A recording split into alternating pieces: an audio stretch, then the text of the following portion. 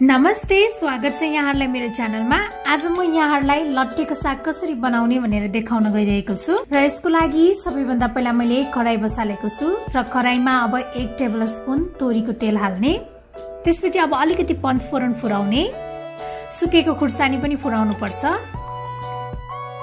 त्यसपछि अब अलिकति प्याज अनि पिसेको अदुवा लसुन फुराउनु पर्छ।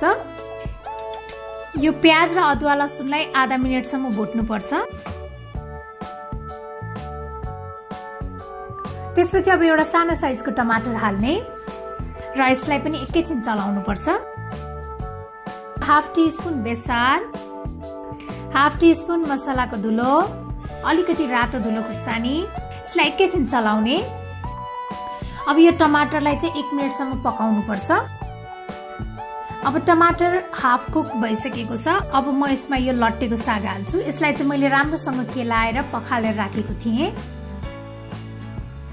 यसलाई राम्रोसँग चलाउने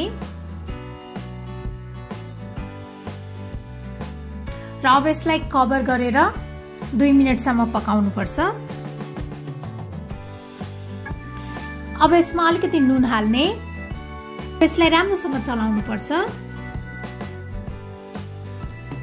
यसलाई अब एकैछिन फेरि पकाउनु पर्छ। र अब यो लट्टेको साग एकदम राम्रोसँग पाकिसकेको छ। र मलाई आशा छ यहाँहरुलाई यो लट्टेको साग पकाउने रेसिपी मन पर्यो होला। र मेरो अरु यस्तै रेसिपीहरुको लागि मेरो च्यानललाई सब्स्क्राइब गर्न नभुल्नु होला र मेरो भिडियोलाई लाइक, शेयर र कमेन्ट पनि गरिदिनु होला। Thank you for watching. Bye by.